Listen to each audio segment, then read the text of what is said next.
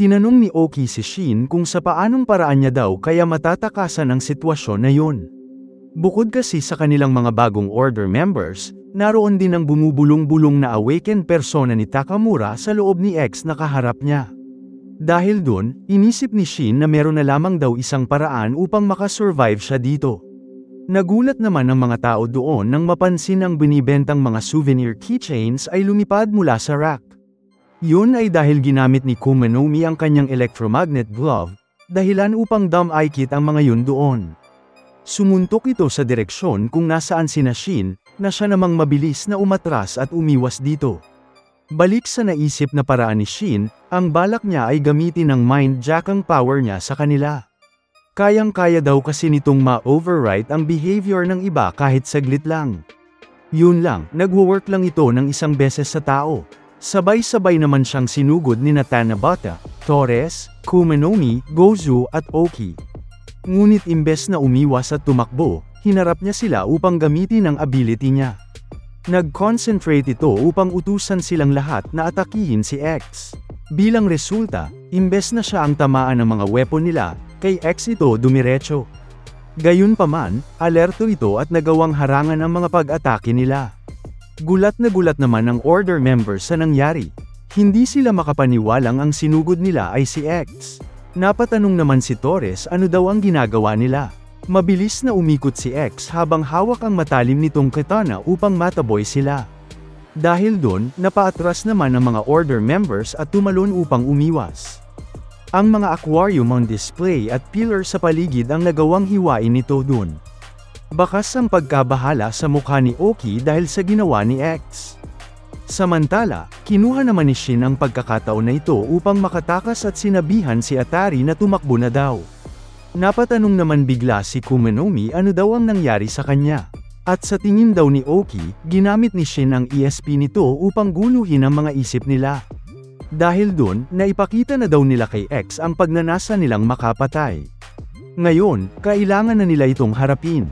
Hindi naman makapaniwala si Torres doon. Habang sa isip-isip ni Kumenomi, inasahan niya na daw yun.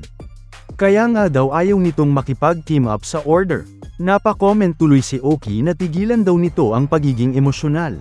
Diretso namang tumakbo sina Shin at Atari upang makatakas sa exit. Habang nakaporma naman na si X, biglang nag-squat si Gozo sa lapag at hinawakan ang lapag. Gamit ang nail guards niya, nakapag-release ito sa tip ng kanyang mga daliri ng lightning bolts na siyang kumuryente sa kanilang lahat dun. Kasama na ang mga order members at pati si X. Hindi naman nila inasahan ang ginawa nito at halatang lahat sila ay apektado at wala nang nagawa pa. Biglang tumayo si Gozo at hinampas ng napakalakas si X sa likod. Aniya, tigilan na daw nila ang pagrereklamo. Inutusan nito bigla si X na tinawag niyang K, upang mag-take charge na daw. Mukhang nagising naman ang diwa nito dahil sa paghampas sa kanya ni Gozo. Inamin naman nitong ang sakit daw ng ginawa niya. Inis naman ang mga order members kay Gozo. Nabahala si Tanabata para sa music instrument nito, habang sumigaw si Kumenomi at sinabing, muntik niya daw silang mapatay. Sagot naman ni Gozo na kung mabilis daw silang mamamatay, then hindi nila deserve ang mabuhay. Lahat daw sila ay tinawag nitong low voltage. Bigla namang may napansin nito sa gilid, at yun pala ay ang napahigang sina Shin at Atari. Comment nito sa kanyang nice try daw. Sa isip-isip naman ni Shin. Nagulat ito nang malamang kaya niyang ma-wield ang kuryente. Dahil sa ginawa ni Gozo ay bumalik na sa wisho si X. Nabahala naman si Shin dahil hindi niya daw maigalaw ang katawan niya at namamanhid daw ito. At dahil wala na nga itong magawa pa, ang focus ng lahat ay napunta na sa kanya. Inobserbahan nito ni Oki nang sabihing sawang-sawa na daw siya dun. Yung mga tauhan at pamilya ni Sakamoto, pati na rin ang natitirang dating miyembro ng order, handa na si X na burahin silang lahat at magsimulang muli. Agree naman si Gozo dito at bakit hindi daw nila simulant sa punk na yon, patungkol kay Shin. Nagulat naman si Shin nang bigla na lang siyang kunin ni X nang ipalupot nito ang sword whip weapon niya nang mahigpit sa kanyang katawan. Nag-sorry naman si X dito para dun.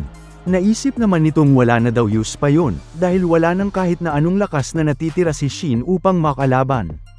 Kaya tinanggap na nito ang mangyayari sa kanya. Nagising naman na si Atari at tinawag si Shin, habang nag-oobserba lang sina Oki sa pangyayari. Wika ni X, ang tagal na daw nitong naging sakit sa ulo. May isang kamay naman ang biglang lumabas, at yun pala ay nakakagulat na kay Sakamoto. Finally, nagbabalik na nga ang bida at the rescue kay Shin. Gamit lamang ang mga kamay nito ay walang takot niyang pinutol ang sword whip ni X na nababalot ng mga blades. Sinabi nitong, siya daw ang unahin nito, at tinawag niya siyang Uzuki.